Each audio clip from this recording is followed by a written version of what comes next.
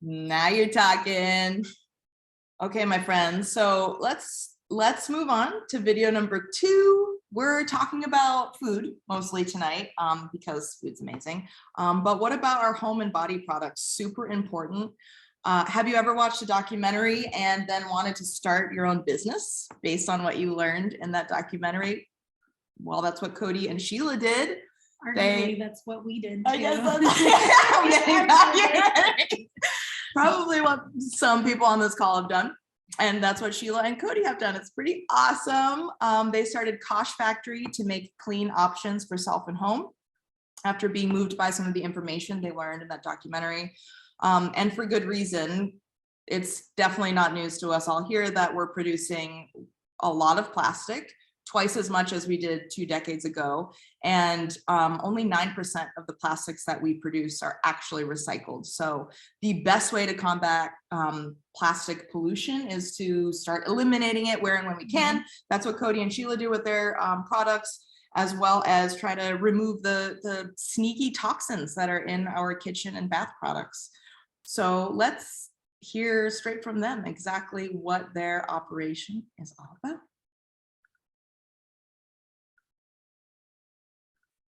My name is Shela, and I'm the co-founder of Kosh. We started Kosh in 2019, my best friend and business partner, Cody and I. And after we became aware of the toxins and chemicals hidden in lots of skincare and home products, we watched the documentary called Sting on Netflix. After watching that documentary, we realized that the term fragrance is kind of code for chemicals and toxins in any products in your home. So we started making lotion, soap, and lip balm for ourselves and our friends and family, and soon it became a small business. It's all plastic free, made in New Hampshire, all natural ingredients. When we started Kosh, we worked out of my apartment kitchen, and since then, in the past 3 years, we've been able to expand to this awesome space. It used to be my dad's workshop, so we've given my dad's old workshop a second life, and now it's our factory. One of the main challenges of starting our business is just not having experience owning a small business prior. Cody and I both came from different educational backgrounds. I went to school for education. I was a Spanish teacher. Cody was surgical tech. With our different backgrounds, we could bring different things that we're knowledgeable about to the table, different pieces of creativity. The last 3 years, we've worked on working on our recipes, improving them, and asking for feedback from customers, making sure that they are the most moisturizing soap, the most exfoliating scrub, and just learning all the things that goes into small business, like learning how to do your taxes and your website and marketing and your emailing and all that. Such a challenge, but the small community that we found ourselves in has been so helpful. We've made so many connections with other small businesses and local businesses. People are just like taking us under their wing, and we can ask them for advice about how to do this, that, and the other thing. It's hard to figure out how to get your products out there. We've done a lot of markets and craft fairs, and that's a great way to promote ourselves. But more importantly, we've had our products in lots of local businesses that share the same mindset as us, including Soup Beat. That's been a huge way to get our name out there and to get our mission out there, and to share about ourselves and our products. In the past 3 years, we've grown a lot. This past year, we've attended over 15 different markets and fairs, which has been amazing. We have over 20 scents of soap now. We have over 15 different products, and they each come in a variety, 3 to 5 scents. We're still expanding those products every day. And in the next year or so, hopefully all of our ingredients will be fully organic. But as a small business, it takes one step at a time to grow. We're a huge fan of shopping local and supporting local. We love to support artists and artisans and makers and farmers. It's great to be able to support someone so that every day they can work on the things that they love. The greatest way you can support us is finding us on Instagram or Facebook, sharing our posts, liking them, connecting with us, join our emails, even find us at markets and ask questions. That's the way we grow and learn more about our customers also. We have everything on our website at koshfactory.com. The holidays are coming up, and we have tons of great presents that everybody in your family will love. Something for everybody.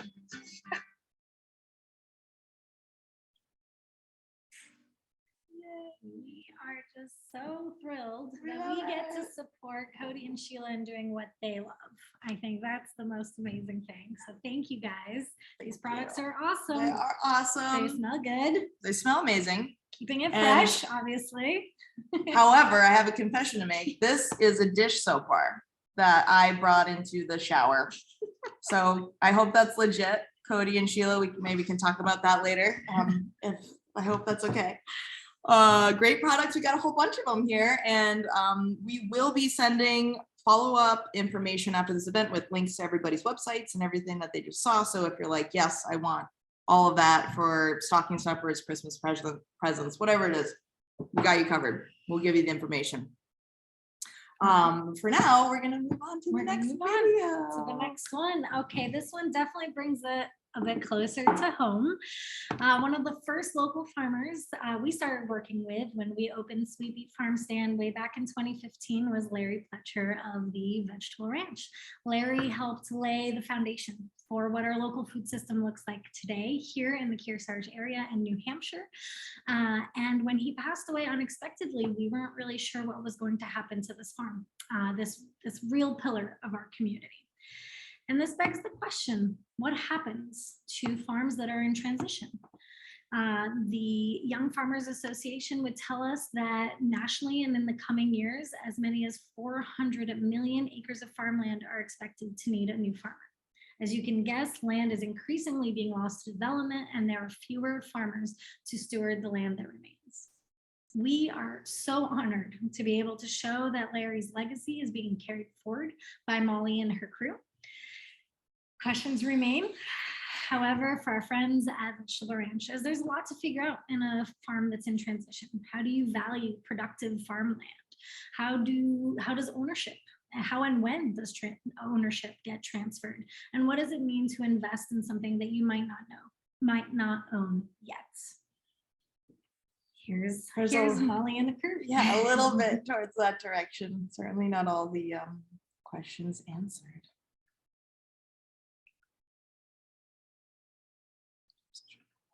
My name is Molly Alfonso. I am the farm manager here. So my role is to manage the fields, the greenhouses, and the administrative work and sales. We are located in Warner, New Hampshire on Kearsarge Mountain Road. I have an assistant manager and a couple other farm hands. So Vegetable Ranch started in the 80s. It was one of the first organic farms in the state of New Hampshire. Larry Pletcher started it as a retirement project, and things really took off for him. I'm not sure if that was an expectation or what, but it was really important to him to be involved in the community and make sure that we're supporting each other sustainably and just providing good, healthy food to people at a affordable cost. Larry passed away pretty unexpectedly. So that kind of changed what things might look like for the Vegetable Ranch and whether or not we were able to keep things going, which we were. It's been a big push. We luckily learned a lot from Larry when he was alive. He was a great mentor, super humble person. I feel really grateful to have worked for him and to be here in this role where I am now. Successes this year, we're having housing for employees for sure. Big difference, just having people be here and really invested in the time, and especially keeping those relationships, having people wanting to come back next year and feeling excited to be here makes a huge difference. We're still not at full capacity of what the Vegetable Ranch has done in the past. Last year, with Larry passing away suddenly, it was hard to put things together. This year, then feeling a little bit more in control and being able to stretch out to those fields that we weren't able to get to last year, definitely saw our sales go up a bit. Challenges this year for sure were the lack of rain, and we can only irrigate 3 crops in a day. So picking what crops that get that water and trying to make sure that everything is surviving, as well as being conscious of our water usage. A challenge and something to look forward to, trying to make things more sustainable around here. Understanding it's going to be an upfront expense, but looking into how that's going to pay off in the future for us putting in a wood burning furnace as opposed to using propane to heating our greenhouses, and switching over to all compostable plant-based packaging. We are in the midst of making our shop fully solarized. We love local by trying to eat sustainably within our community, using your dollar to vote, putting money back into your community, and just supporting each other by helping out the people that are making a difference, whether it's soil health, food access. People are nervous about food shortages coming up. So actually in 2020, we saw a huge rise in people coming to the farmers market, feeling a little nervous about what might be to come, and suddenly turning to the people that are going to be able to provide for them in the future. We sell produce to Concord Co-op, Sweet Beet Market, Warner Public Market, Granite State Naturals. We were at the Concord Farmers Market as well as the Lebanon Farmers Market. We also are always open to having visitors. So like I said, we're on Kearsarge Mountain Road in Warner. We get a lot of traffic from out-of-staters coming up to hike the mountain, which is great, especially being able to show people from out of state, like this is what we're doing here in New Hampshire. And I think people really enjoy that. And we're always open to selling produce if people come by, whether we have to go harvest it or we have it in stock, wanting people to bring their kids and show kids how things are done. And I think it's really important for people to understand that this is where your food is coming from.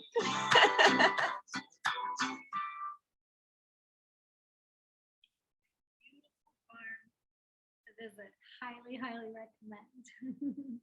It was pretty awesome to hear from Molly that they really want you to visit the farm. That's pretty cool. And that they're excited and willing and able to show you around, harvest some produce, or they have some lying around usually too. So maybe like the spaghetti squash. Although I did hear there were some casualties with squash because you're fighting critters all the time on the farm, and we can talk more about that at the end, but these survived. They're delicious spaghetti squash. They're Beautiful so spaghetti good. squash. Awesome. If you're gluten-free, actually, this is a great option for spaghetti. That's right. Skip the spaghetti, go with the squash. Go with the squash. Pretty exciting. And it's pretty awesome too, the work you put in on the vegetable ranch to think about housing for your employees. That is a big one. And maybe we'll dig into it a little bit more in the discussion period, but that's definitely something that struck me. And when I showed the video to France, she was like, that's really cool that you have that for people. It's obviously a big issue in this area for all of our people, and certainly for any businesses to be thinking about as a way to make it more attractive and just to be able to keep people here. We need to have more affordable housing. And I just want to say it's really moving for me to see you guys over there at the Vegetable Ranch taking this on. It's a big project. So we're just really honored to be able to be here with you and to showcase just a little bit of what you've been doing.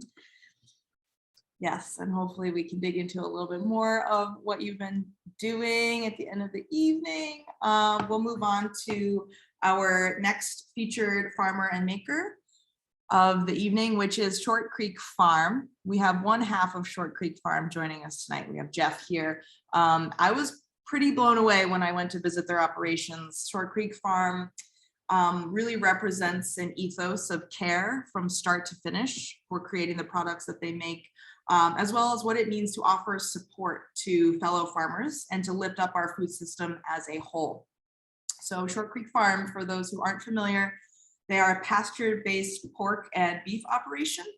And they looked at the challenges in the local meat production and took solutions into their own hands, noticing that there's a real bottleneck in the processing side of meat production on our local and regional food system. So they built their own processing facility in Kennebunk, Maine, which is pretty wild. Over the past year, they've been building it out. We actually saw, they're running a crowdfunding campaign, and we saw all this info. And then I actually got to go visit the facility, and it was pretty miraculous. And just to give you a little context, if you're not aware, it's more important than ever to support local meat production, specifically the processing side, because like I mentioned, it's the real bottleneck. I'm sure if you're a meat eater, you might have seen meat shortages, meat prices going up. Relying on our local meat supply is going to be increasingly important in the future for a whole host of reasons: climate reasons, animal welfare reasons, food security reasons. And there's this great quote from Lisa Fernandez from Food Solutions New England, who says, if we want to rebuild a semblance of regional food economy, we need to identify those parts of that system that maybe we once had that we no longer have. Processing infrastructure for livestock and healthy local meat production is one of those gaps in pretty much every New England state.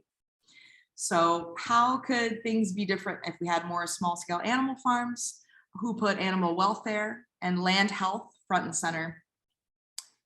Let's take a look at the quality of local meat production that's possible through the example of Short Creek Farm.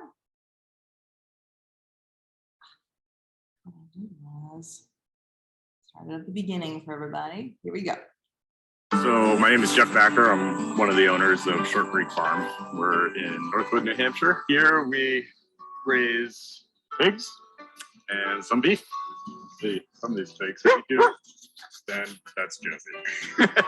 I'm Dave Viola. I'm half of Short Creek Farm. We are in our new processing plant in Kennebunk, Maine, that we built out over like the past year or so to make all like the nice sausages and salamis and other meats from our farm in New Hampshire, as well as from like a lot of local producers. Our mission here is really to raise the best pork and beef that we can and maintain really high health and welfare standards. We do all pasture based, so all of our pigs from May into November are out on pasture. You're raising a pig nowadays, you have to book a slaughter appointment if you want to have it processed in the slaughterhouse like a year in advance. And it only takes them 6 months to grow up to market size. The numbers just don't quite work there. Just call up, say, I need to bring 12 pigs in a couple of weeks, kill only. And then we bring the carcass here and do all the other. All the pigs that we raise for slaughter here are born on the farm from our own sows, and then we finish them ourselves here. So we've been able to do, over the last 5 years, many rounds of selection for animals that really thrive outdoors in New Hampshire. And that's what we're going for. We're going for animals that thrive. We don't want just animals that survive to get to market weight. We want animals that are really going to thrive in these conditions. We're going for a high quality end product. What's happening during this process is we've added a starter culture to the salami and we're mixing it. And that starter culture is a mix of different bacteria and yeast, and it's going to start munching on those sugars and bring the pH down, give it a really subtle tang. So it's an important part of the process from flavor development as well as safety. It enables the salami to be held at room temperature. Neither Dave nor I grew up farming. I went to school for conservation biology and ecology and wildlife biology. How can I take the principles of ecology and sort of use them in a way that's going to allow us to be productive, first and foremost, but also to leave the land in a better state than we found it, more fertile, more productive for the next generation of farmers. It's really satisfying to see a product start to finish here and then taste it and be like, oh yeah, that's what it's supposed to be. We have found that the products, since we started processing here, like the quality has improved dramatically. One of the biggest challenges early on was getting access to farmland. The previous owner of this farm was super supportive, helped us really to get on the land. And this land that we're standing on is conserved farmland in perpetuity. It's actually one of the first, if not the first farm in New Hampshire to have an additional easement put on it called an OPAV. It's language that ensures that this farm will be sold to another farmer at an affordable price. Challenges are numerous. I manage like the whole business, but I also need to work with our staff, like hands-on, to kind of fine-tune the different processes so that we can gain efficiency and get more. A real challenge is just producing enough to be profitable. 300 pigs per year, sort of, anybody out there watching this, I'd say that it's like kind of the minimum. If you're going to have a pasture pork operation, you want that to be your living, like start thinking about in the order of 300 pigs a year. We're trying to get our farm here up to producing around 10 pigs a week. So 500 pigs a year roughly. And the other big challenge is, you produce all this stuff and then you got to sell it. Turkey. For me, when I buy something local, I feel more connected to the place that I live, more a part of a community. But from the local farming angle, like supporting local farms means that there are beautiful places like this that still exist. I find that I enjoy working with products in my own kitchen at home that I know the story behind them. The great thing about local is like you can run into Jeff or me at a farmer's market or potentially another producer at Sweet Bee that just kind of opens up your eyes. It's like it's not just something in a piece of plastic. It's this history, how it's tied to the land. It makes eating part of a bigger, much more interesting future. Our mission is to get our products into the stores where people shop. A lot of other farm stands in the area sell our products, specialty stores like Sweet Beet Market, Warner Public Market, Spring Ledge up in that area also. And we are now really trying to get our products into some larger retailers. You know, it does take a whole community of people to make sure that this farm continues to exist.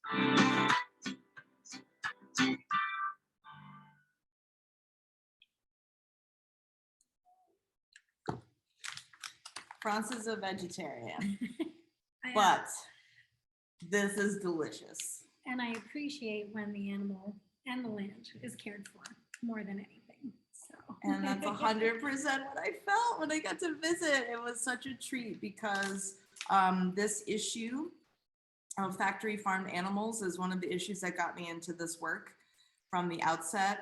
Learning about the truth of conventional meat, that cheap meat, and there's just a better way, and it's so heartening to see that better way truly embodied by people right here in our state, taking the time and the care to make sure the animals are happy, make sure the land is healthy, make sure they're thinking about the succession of the land to the next generation of farmers. Land access is a thing that's coming up with all of these videos, and it's really, really neat to hear about the possibilities of an OPAV, which, oh man, I forget what that stands for. I've never heard of it before, but it's something we need to do more of. Yeah, so putting that easement on the land to ensure that it's going to be passed down to farmers. And I loved how Jeff mentioned that, you know, a reason for loving local is preserving that farmland. If we can't invest in our local farms like Short Creek, they will disappear. And so it is just so important. And not to mention the products. I mean, again, I got to go home with some products from my journeys there, and they're delicious. This Forest Path salami has spring tips of Eastern hemlock, if you can even believe it. So that's a part of the video that didn't make it in. There was so much good stuff, but they also do food preservation of things coming out of the garden that's in season that they can then, you know, dry or store and preserve and put back into their products and make them extra tasty and extra local. And you can find those products not only in the market, but we also serve them in the cafe. So come grab a breakfast sandwich with Short Creek goodness. It's so good. And I just real quick before we move on, Jeff put into the chat, thank you, Jeff, OPAV, option to purchase at agricultural value.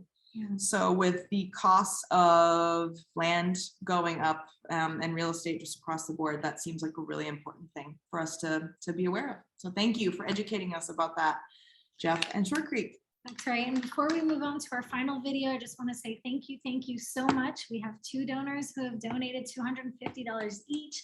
Thank you so much. If you feel inspired, don't hesitate to click that donate button. It's in the chat. And help us fill up the eggplant. We do. I'm backwards, so it's hard to see, but we have a little eggplant back here, a little eggplant friend. He's gonna be hanging out for the month. We're gonna try to fill him up. So that's right. Your donations make it happen. Thank you so much. All right, and our final feature tonight is Winnie Woods. It's a farm based in the Lakes region that has overcome significant challenges.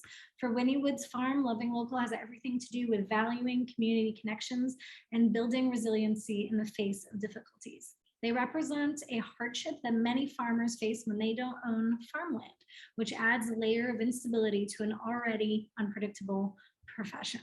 The 2017 National Survey, Young Farmer Survey, found land access to be the #1 challenge that young farmers and ranchers face. Across the country, climbing land prices and competition with the development market have made it increasingly difficult for farmers to find land they can afford. And over the last decade, the average cost of farm real estate has more than doubled. Winnie Woods is a shining example of what it means to adapt and pivot in the face of this challenge. Let's hear from Erin. Erin's here tonight. Okay, here we go.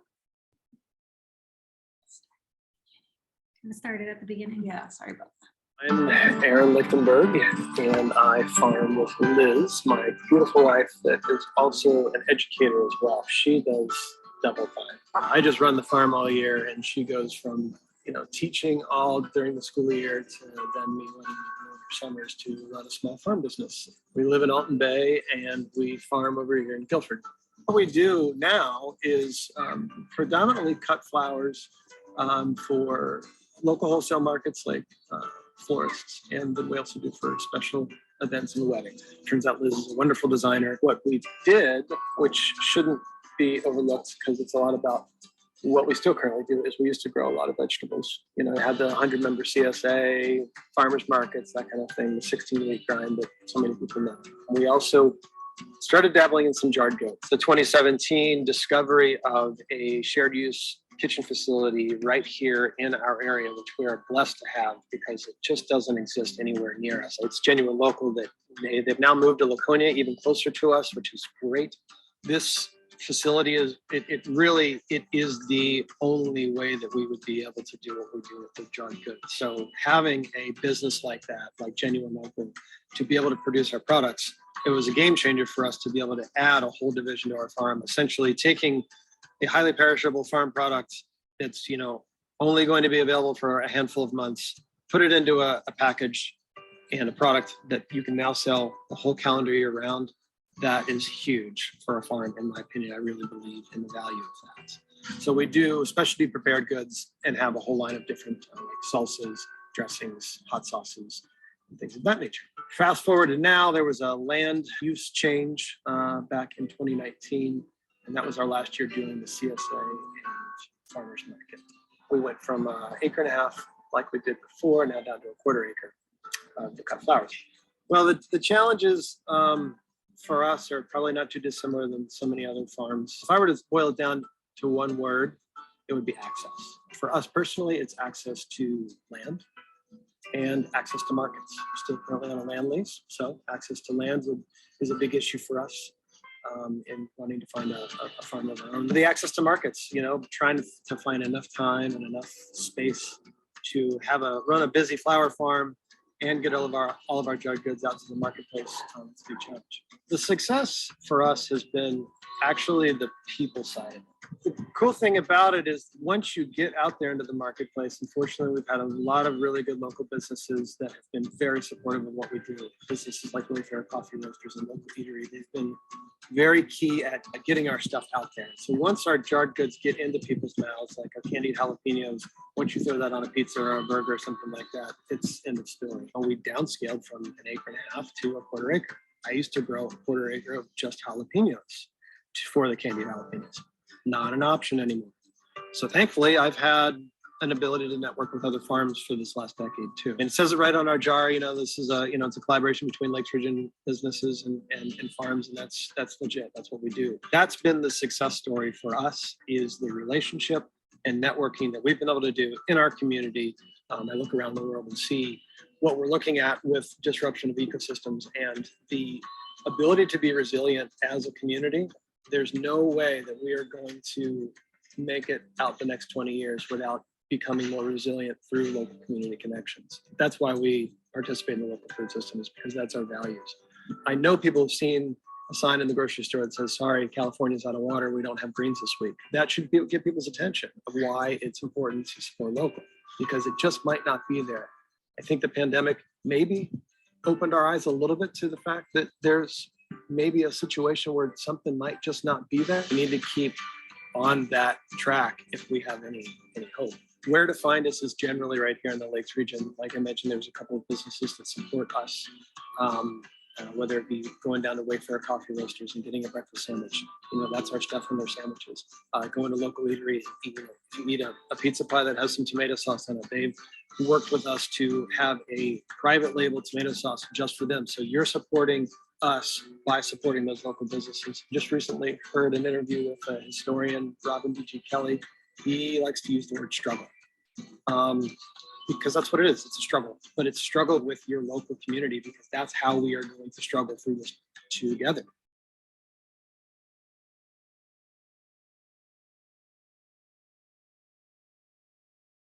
So Aaron basically just hit on those layers we were talking about. Okay, so we have the joy of these candied jalapenos right here, which we just watched get prepared. They're delicious. They're amazing. We're obsessed. This hot sauce, Yankee ingenuity. Woo, it's delicious. This enchilada sauce. I mean, we could go on and on. We brought Just out gonna so put it on many of these everything. products to show you guys. They're so good. I've been eating basically Winnie Wood's condiments and products for a month straight. She's a big condiment person. They go a long way. They're delicious. But you know, this is great. And you can find them at Sweet Pea Market. Aaron was kicking himself for not having mentioned that in the video, but we're all on the same page where it's all good. There's the joy layer, and then the gravitas, the seriousness of the fact that yes, we are going into the grocery store these days and seeing empty shelves. We are seeing the signs that we cannot get our greens from California anymore. That's a really important thing to stay present with, although quite difficult. And we've talked about access to land. We love how Aaron boiled it down to just the word access. It's not just access to land, it's access to markets. So that is why we created Sweet Pea Market, to be a consistent and reliable marketplace for both our producers and our consumers, a place where those two needs meet, which is just definitely more important than ever. That's right. And we've tried really hard to protect and convey the story of the products that we sell at Sweet Pea Market.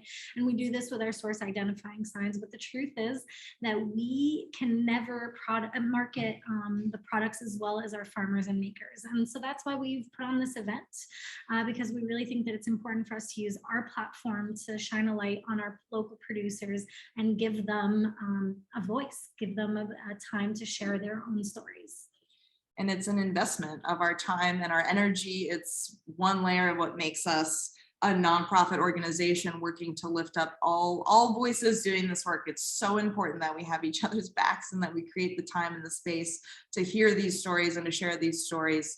And they also make delicious gifts. If you're holiday shopping or you're thinking about it, like, I'm not even kidding you. So this is Busy Lizzie's enchilada sauce.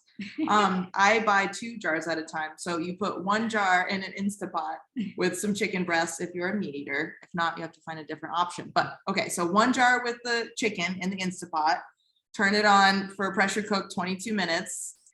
That's your filling for your enchilada. And then you pack up, you know, Vita tortilla, corn tortillas or whatever with that, line it into a baking dish, take the next jar and pour it over the top. Shredded cheese, bake it 25 minutes. Woo! Oh my gosh, it's so good. You need to get her, Aaron, in a video just that to market out to your people.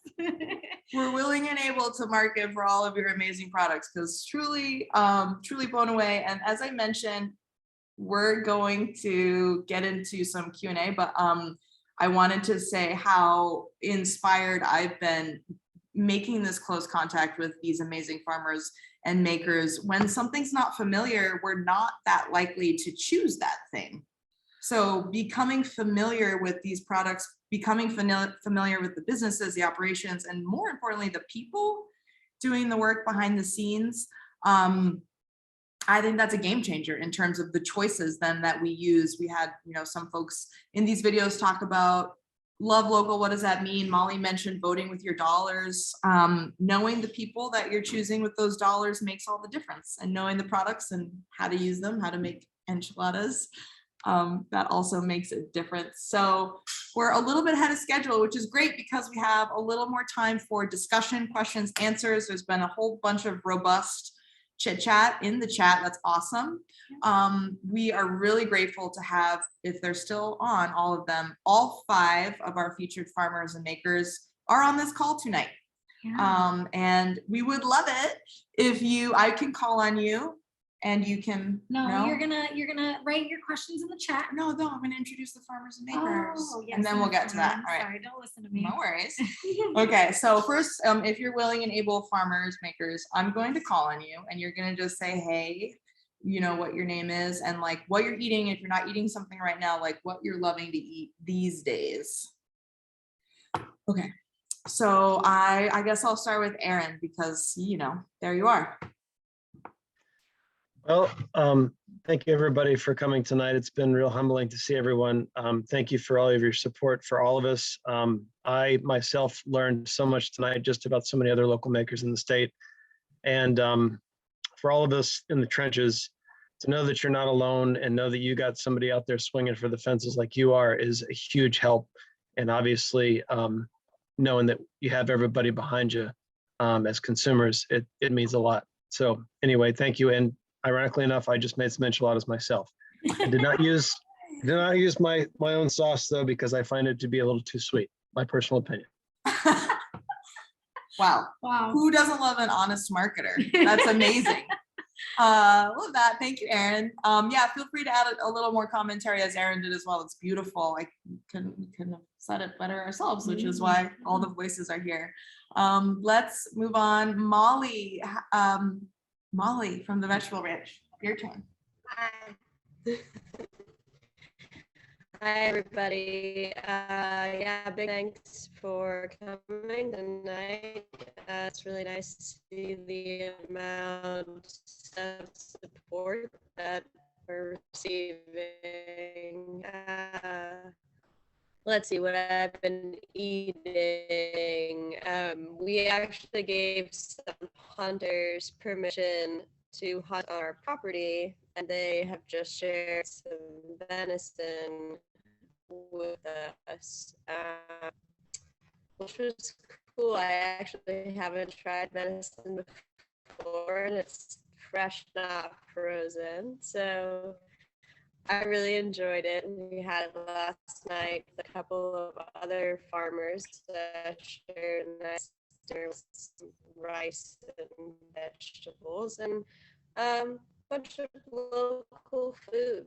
You know, we love getting together to eat local. So. Thanks, Molly. Thanks, Molly. You're breaking up a touch. know. Molly, if you wanted to maybe turn your video off for Did you guys hear anything I said? We did. It was a little awkward, but I think we pieced it together, everybody. my Some God. hunting and some right? farmers came together. Yeah. Local. I think that's good. Molly, you still there? Crossing Well, Zoom. is that- We'll have this at least once tonight. For sure. This is real life, everybody. Just FYI, real life is occurring before your eyes. Molly, why don't you put yourself off of video? Maybe the audio will come through better, and then we'll move on to the next introduction. Sound Yeah. good? Yeah, can you hear me? Little bit. We'll circle back. Sheila, Cody, what's up? Hello. Hi guys.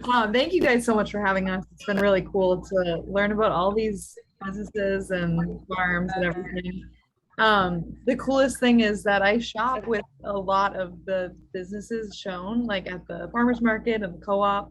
And I didn't even I don't know the story behind them, so it's really cool. But I get my cheese and everything. But yeah, it's been really cool to learn about all these businesses and see so many supportive faces. But yeah, thank you for having us. What are you eating for dinner tonight? Oh, well, right now we're just having our spindrifts. Classic. But I think we're gonna have something good in a minute. We have some chicken piccata. Chicken piccata. Perfect. There it is. Reminder to everybody, if there is somebody kind of secretly not on mute, just make sure you're muted because sometimes some of that feedback comes through. Let's see. Okay, so Imani, are you there with us? Hello. Hey, can you guys hear me? Yeah. Awesome. Thanks. Yeah, my name's Imani. I'm a cheesemaker at Abbott Hill Creamery.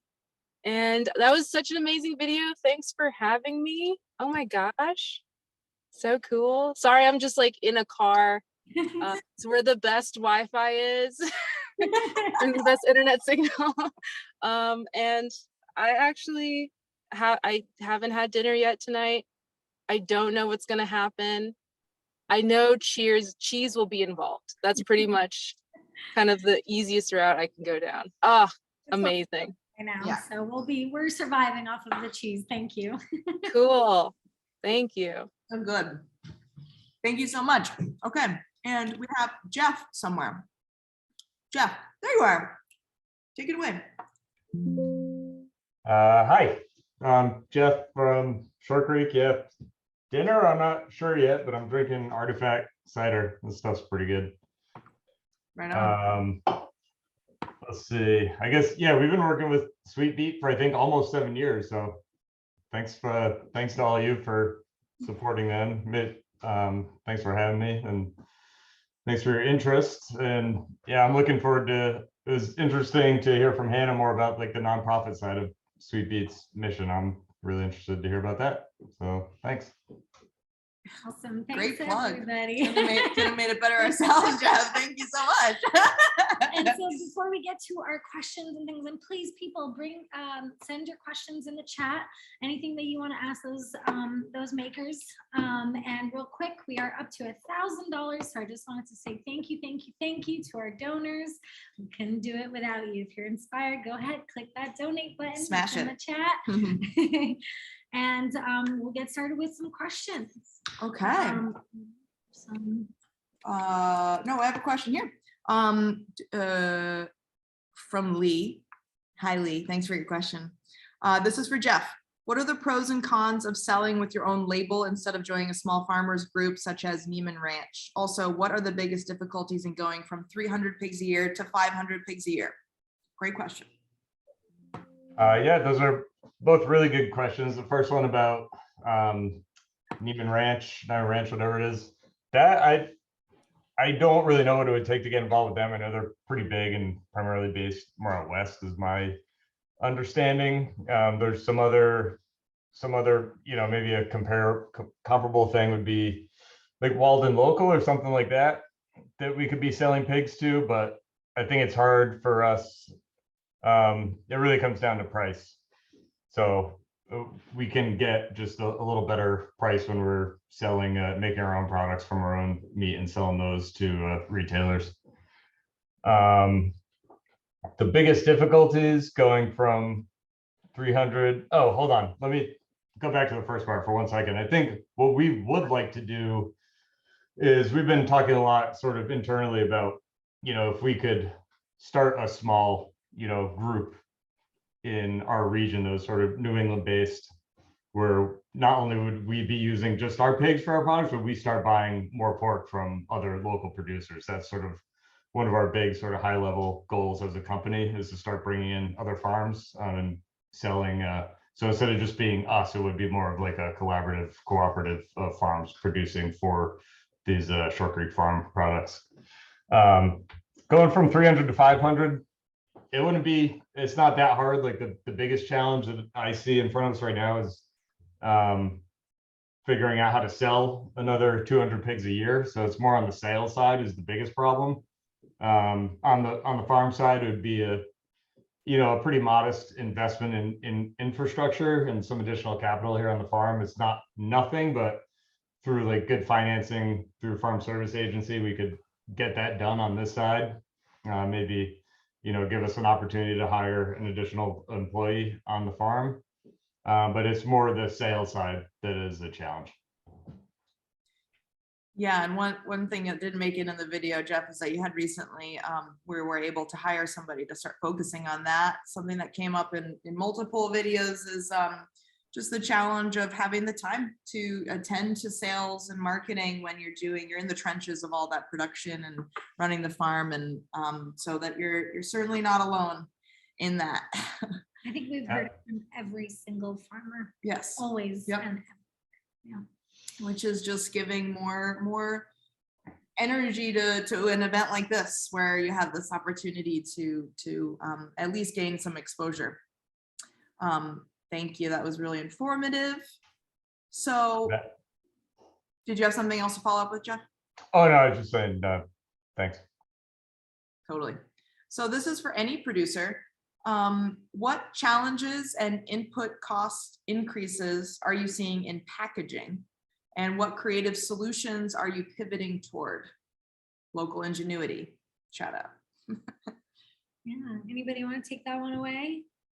I can tell you, I was just having a conversation with our farm manager, Pierre, and he was, we're trying to figure out our budgets for next year, and packaging is really expensive. We have a lot of compostable packaging, and he asked me, he said, can we find a grant? Can we do something? How do we swallow that cost and keep, maintain our affordability? It's a really big question.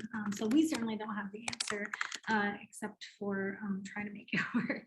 Anybody else? I know, Kosh, you guys have been talking about your packaging. Yeah. So packaging is something that is always difficult because one of our core values is remaining plastic free. So none of our packaging has plastic. Our labels are made out of biostone, which is recycled plastic, and stone, which is really cool. Yeah, you can see right there. So we use compostable tubes for things that we can, like deodorant and lip balm. And then we use glass jars with metal lids. And we can just see we've only been in business 3.5 years. But in the past 2 years, we've seen the prices of glass jars with metal lids has gotten so expensive. Or back ordered. Yeah, and hard to find, and we kind of, you have to switch. So we'll never go with plastic. That's just one of our values, but it would be a way cheaper option. So it's cool when people support our business. They're supporting our mission, and they're just supporting the plastic free idea. Yeah, absolutely. Our jars. Do we take our jars back? Yes, we do. Oh, did you see someone said that? Yeah. So we do take jars back, and we give you $1 off your next purchase. And we don't have a good place to collect them really, because we don't want people to have to mail them, because that's defeats the purpose a little bit. But we encourage people drop them off when they visit us at the local arts market, at the park in Concord. And then any stores like Sweet Beet and Warner Public Market that has our products is a good dropping zone, and then we can collect them back next time we're there. Or even Bonafide has a jar donation for their bulk room. So it's good. Then we can recycle those jars, not recycle them. We're literally reusing them, which is really cool. That's amazing. I didn't know that. No, we try to get people to return compostable containers that we use for the farm, so that we can get them to the facility, and people do. Back stock, we gotta send it to the recycling. Aaron, Molly, anybody else who has packaging, you want to speak to that a little bit? I mean, I can't speak directly to it because thankfully I outsourced that tough job of acquiring resources to put all of my goodies in. But just anecdotally, from being a customer of Genuine Local, and Kevin and Mary telling me about all the trials and travails they go through, there are many, and I'm sure I don't even have the full picture of the rabbit hole that they have to go down to acquire packaging. And I know that some particular products that I've had to make some last minute decisions sometimes with different available packaging, because it's not always necessarily just price. It's sometimes just availability, or a combination of both. So it's definitely a thing. If they wanted to chime in, I'm sure we could probably go down a packaging rabbit hole for sure. But yeah, that's just my quick response. Yeah, without going down maybe a whole rabbit hole, Mary and Gavin, do you want to say hi from Genuine Local? I know you guys are right there. Yeah, you're here. We're so grateful. It's exciting. Hi, guys. We're glad to be here. I suppose one thing that I would add to Aaron's commentary is packaging has been challenging in terms of availability and price, but one of the largest drivers has been transportation. We have a glass supplier that has a supply of glass that we use, and their price is still in the realm. However, when the transportation costs more than the product itself, it doesn't make sense for us to bring it in. Yeah. So we've had to make some changes because of that. So that's the other part of the equation in terms of packaging. Yeah. Very nice job tonight, guys. This is awesome. Thanks. I appreciate it, and thank you to you guys because you provide a really important service to our food shed. We don't have nearly enough food processing facilities, so we're happy to have you here tonight, but really as part of our food system. Thank you. And we've got another question for Short Creek from Lauren Howard. Hi, Lauren. Hi, She's one Lauren. of our teammates here at Sweet Beat. In case you don't know her, Lauren. She says, I've heard folks talk about the old days when meat lockers and local butchers were available in every town. Does this seem like a model that could come back someday and be viable, especially in the face of these larger processing facilities turning away smaller producers?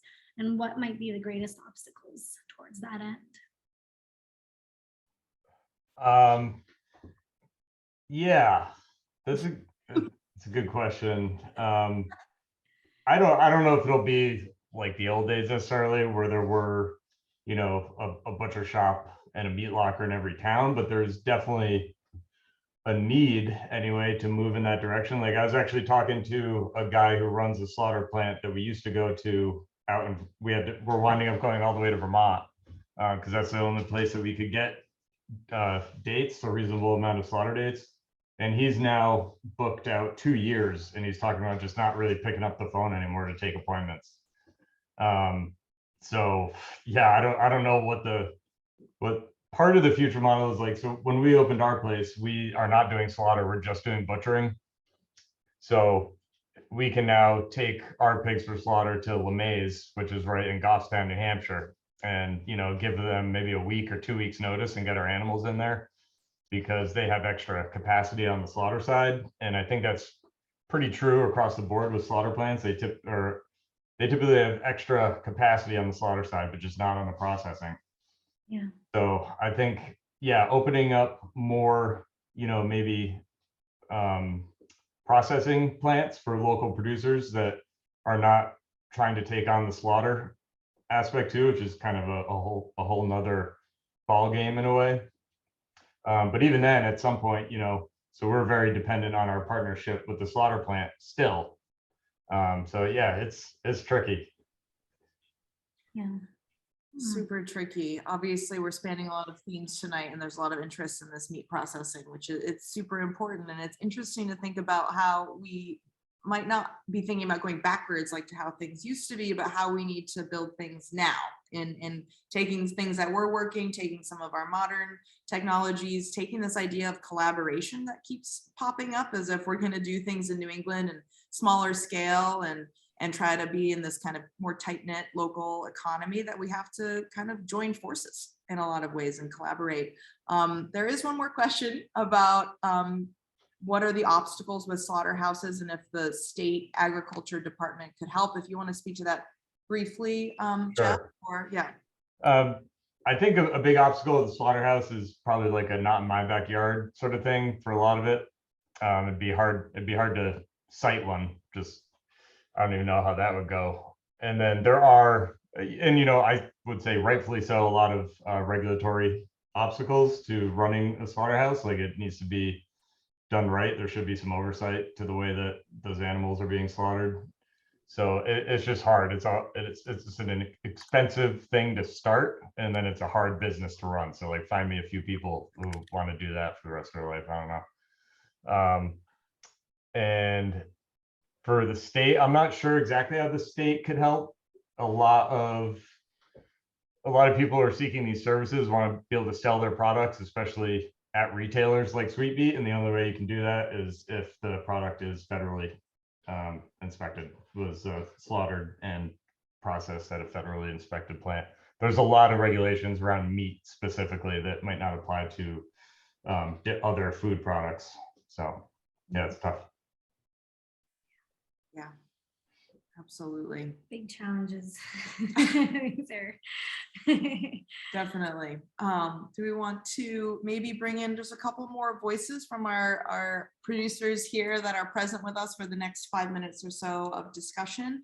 Imani, Molly, do either of you want to speak to how you've overcome the challenges, how you've overcome the odds? Imani, we talked about the dairy industry just being kind of on this downhill slide. Do you have any commentary on how Abbott Hill Creamery in particular has been able to overcome those odds? And then maybe hearing a little bit from Molly on like the transitioning farm and how you're able to overcome the challenges within that. If you're with us, Amani. Molly. Oh, here's Amani. Hey. So, a lot of challenges in the area. Can you hear me? Do we want to just try video or audio for your response? Okay. Yep. Can you hear me better now? Yes. Oh, amazing. Yeah, so when it comes to some of the challenges in the dairy, a lot of it is faced in the actual milking side of the cows. And there's a lot of regulations, a lot of updates, especially when it comes to farms that have been around for like 40, 50 years. But when it comes to cheese, a lot of our kind of difficulties are in wanting to do things in very traditional ways and in ways where you can preserve flavor, you can preserve health, and being able to like provide that for people in your community. But you know, we try to work as best as we can with, of course, the new regulations and things like that. But a lot of it's just trying to educate people and like teaching the community that if you demand it, a lot of changes can happen in reverse. So that's my mindset and how I've been trying to work with a lot of the challenges in trying to make really awesome cheese. Yeah, and you spoke to that in your video too, right? There's that kind of customer expectation from the conventional cheese side of things where we're kind of trained to want things, you know, in a very cookie cutter way, for good reason, right? We want to know what to expect, but there's this aliveness to this product that like you can't calculate. Yeah, exactly. Like it's living and it's breathing and we want it to be that way. And so like you have to kind of embrace it and allow it to express itself and deliver itself the way it wants to. And it's so beautiful. I mean, New England is a new area for me that I'm getting used to, but everyone, you know, likes their cheddar. And it's been super fun trying to get people to experiment and learn a whole bunch of new cheeses that, you know, I think are going to blow their mind. So yeah, that's how I feel. This is the tome. I don't know if I'm saying that right. Is that French? It is indeed. It is indeed France. I didn't know. Come on, girl. No, it's okay. It's an Alpine cheese. So it's in the Alps in France and it's a little bit sharp. It's got a lot of wonderful mold on the outside of the rind and super flavorful, a little salty. I think the people who love the cheddar might love the tome. Just an offering.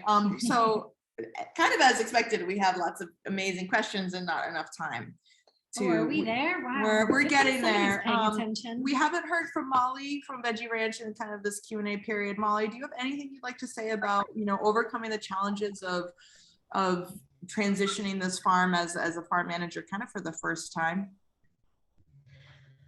Wow. Okay, so yeah, I suppose you know, I did work for Larry as his manager, his farm manager, but didn't really ever expect to be in this position. I mean, especially just how quickly everything escalated. But I think there's a lot of challenges and successes. The biggest thing for me was feeling so supported by the community that we're in and working with Sweet Beet Market, Winter Public Market, Local Harvest, CSA. And I do remember talking to France specifically saying like, I need people to be honest with me, you know, if I'm making a mistake or just feeling like I had all the help in the world from people, especially when it came to the administrative work, because this is a huge change for me to be stepping into that role. But this year seems to have gone a little bit smoother, knowing kind of what to expect, and just feeling really grateful to Larry for creating those relationships that I'm able to now kind of uphold and step into the community he created here. I feel honored. Thank you, Molly. Thank you, Molly. It means so much. It's been an honor to honestly watch you take over and Can you guys hear me still? And make it. Yes, a little bit. It's a little choppy, but I think we got No. we got the gist, we got the meat of it, the heart of it. So thank you so much for sharing. Thank you, everybody. Really, really, really, we appreciate it so much. Before you go, I want to say, now that you've seen how we support our farmers and makers, we want to share with you some exciting news about how you can help us continue to support them. So I'd like to introduce real quick Tara Mahady. A lot of you probably know her. She's a former board member here at KFH. She's also a former staff person, and she's currently a volunteer extraordinaire. We wouldn't be really where we are without her for sure. So with no further ado, Tara, please take it away. Thanks so much. Molly, I just want to say that my local food journey really began with Larry. I'm a crier, I'm trying not to cry. Back in 2007, he was I got my first CSA with Larry after reading Barbara Kingsolver's Animal Vegetable Miracle. And she talks so much about how the average food item on a US grocery shelf has traveled more than most families go on their annual vacation, and it just really struck me. And I decided that wasn't right. And so I got to know my local farmers and my local makers, and Larry was the first and educated me so much. And he's a big part of my why. He's a big part of my why that I'm involved with KFH now and have become so passionate about the local food system. And, we all have our reasons. Aaron, I agree with you that we learned a lot during the pandemic, and it was a wake-up call. And that it's these resilient communities built around food systems that are really going to make the difference. And for me, this is why KFH is so important, because they build resiliency in a variety of ways. And this gives me hope. It's not just about a food hub or a food system. For me, it's about hope in a time that's really kind of confusing and overwhelming and scary.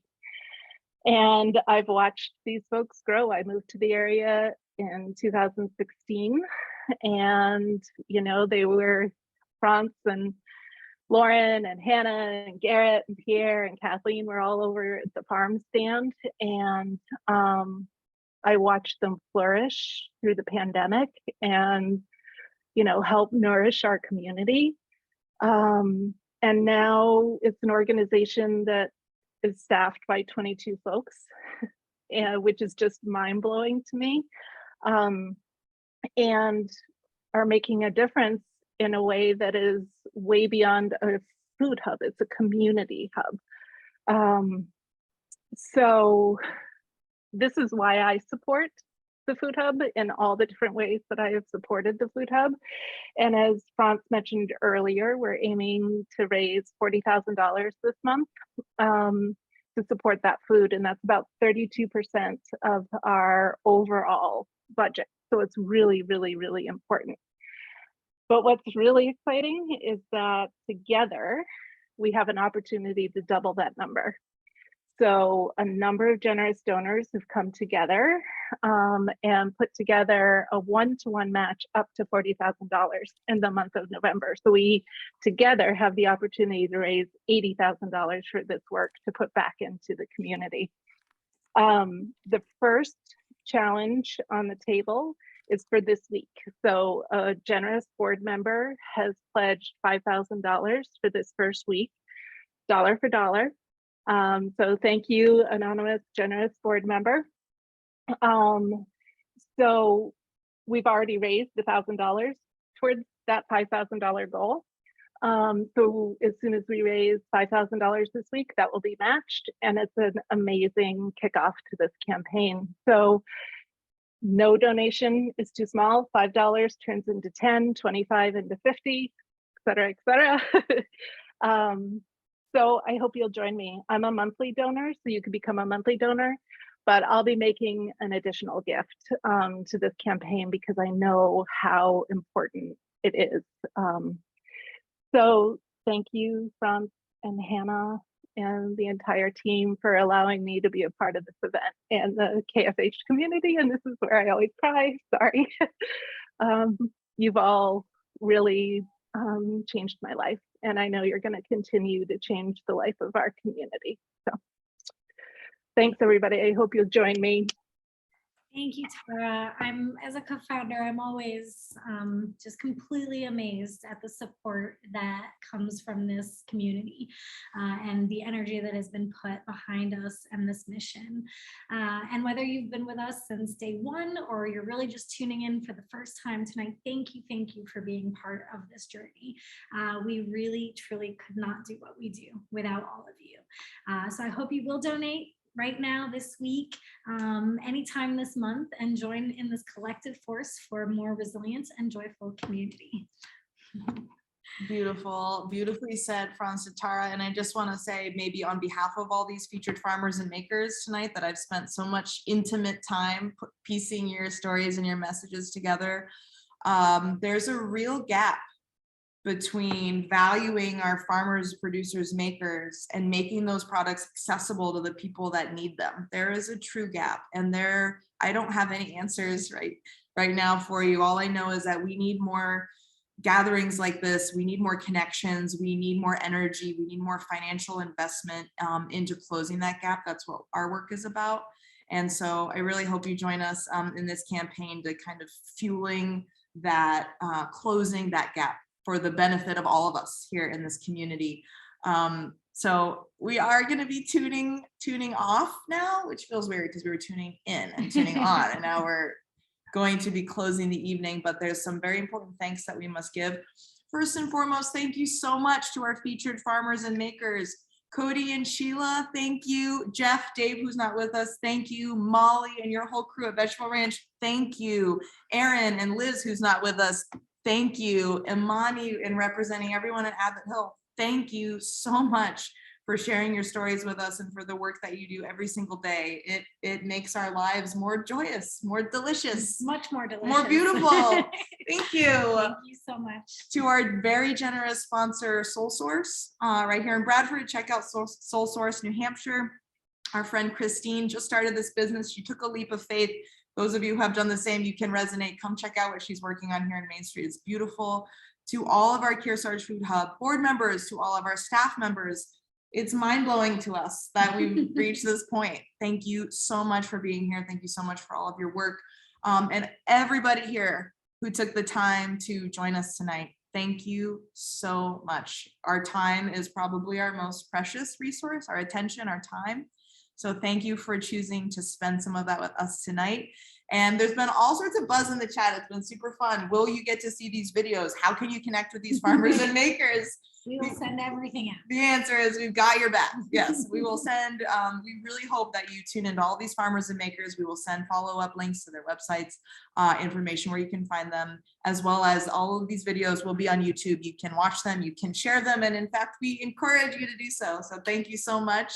And we're gonna send information about how you can connect with us here at Sweet Beet. The holidays are coming. Our job is to give you access to the amazing local foods that make your holiday meal truly special and truly delicious. And that's what we're doing. Stay tuned. We have Thanksgiving turkeys. We have sides and full Thanksgiving dinners actually coming out of our kitchen that you can sign up for. We're going to send you all the information for that as well. You can sign up for our newsletters. We really work hard to keep you connected through our communications as well. Yeah. That's what I spent a lot of time doing. So stay connected with me, stay connected with us, That's right. and keep a lookout for all of this information coming to you soon. Thank you to all of you who have donated tonight. We so very much appreciate it. You will obviously be hearing from us with more soon. thanks. More Yeah, thanks there's so everything. much thanks to go around. Thank you, everybody. Have such a lovely evening. We really appreciate it. Can't wait to see you next time. Maybe in person next time. Let us know. I don't know. We're not sure. We'll make it hybrid next time. maybe. Thanks, everyone. Thank you, Have a good everybody. night. Thank you so much. It's a Ciao. pleasure. Thank you. Woo. Good night. Good night. Bon appetit. Good night. Bon appetit. Should we have, no, keep it rolling until everybody's on. All right. Okay. But thanks so Good night. much. Good night, everybody. Good night. Thank you so much. Mm. Thank you. Thank you. Thanks, Hi. Thanks, Scott. Thanks, Marie. Thank you, guys. Cutest. Thank you. Really Thanks, appreciate everybody. it. We'll assume some of these people are hanging out. Hi, cuties. Yeah, some Well done. late night. Thank you. Thank you both for being here. And we got a couple. Got some stragglers. We just You want some kitchery? room. You hungry? I'm okay. I've eaten a lot of cheese tonight. Yeah, we've been So eating cheese. thanks, We're Amani, well for fed. Yeah, Good. we're well the fed. magnitude of cheese in which I know. What's the word? Okay, I'm leaving. Good night. Good job, guys. Bye, Lauren. Thank you. Thank you, Tara. Tara, you're the best. Thank you so much.